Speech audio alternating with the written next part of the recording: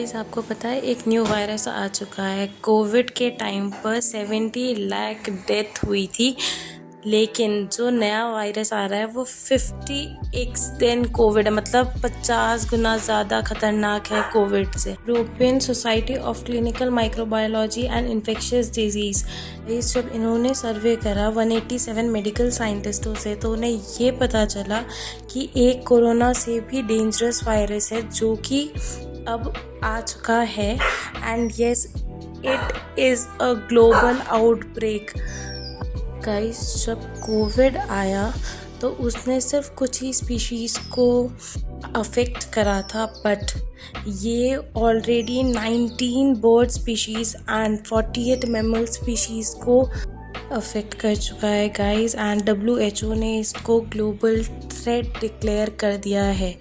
और सबसे बड़ी बात, ये इंडिया में केरला एंड झारखंड में पाया गया है। पोल्ट्री एंड वाइल्ड बर्ड्स इससे अफेक्ट हुए हैं, जिसमें से 4000 पोल्ट्री एंड वाइल्ड बर्ड्स की डेथ भी हो चुकी। Guys, if you think it is just a number, तो नहीं, इसको हम लोग रोज़ कंज्यूम करते हैं। एंड मैं बता रही हूँ धीरे धीरे कब बदल जाएगा कुछ नहीं पता चलेगा। जिस वायरस की बात कर रहे हैं वह influenza A virus H5N1 strain.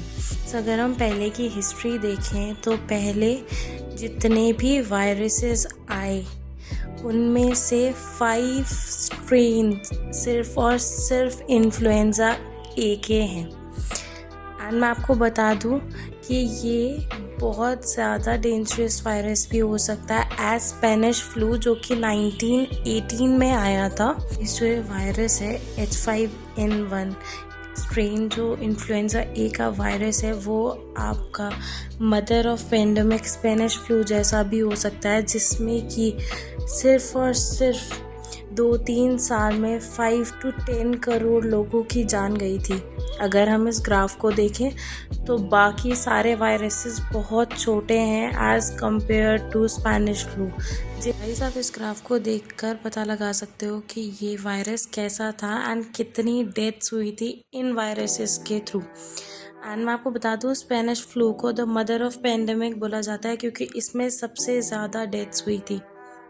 And इसीलिए साइंटिस्ट भी बहुत ज़्यादा सीरियस हैं H5N1 वायरस को लेकर और हर तरीके से अवेयरनेस पहुंचाने की कोशिश कर रहे हैं। तो गाइस, अभी ये अपने इंक्यूबेशन स्टेज पे है। ये गाइस देखते ही देखते कब ट्रिपिंग फेज पे चल जाएगा हमें पता भी नहीं चलेगा। अभी ये वायरस अपने आप को हमारी बॉडी पे ढालने की कोशिश कर रहा है एंड इसी के रहते रहते ये ट्रिपिंग पॉइंट को टच करेगा एंड उसके बाद ये कब म्यूटेट होके पूरी दुनिया में फैलेगा एंड पेंडेमिक बन जाएगा हमें पता भी नहीं चलेगा। कोरोना वायरस भी ऐसे ही फैला था गाइस, पहले इंक्यूबेट करा एंड उसके बाद ये एक पीक पॉइंट टच करा एंड उसके बाद Countries around the world have now reported more than 1 million coronavirus cases. The death toll now worse than China. This is a rapidly emerging situation. इसीलिए सब इसको लेके इतना परेशान है H5N1 वायरस को, क्योंकि जो रिपोर्ट सामने आ रही हैं उसके हिसाब से ये बहुत जल्दी ट्रिपिंग स्टेज पकड़ने वाला है।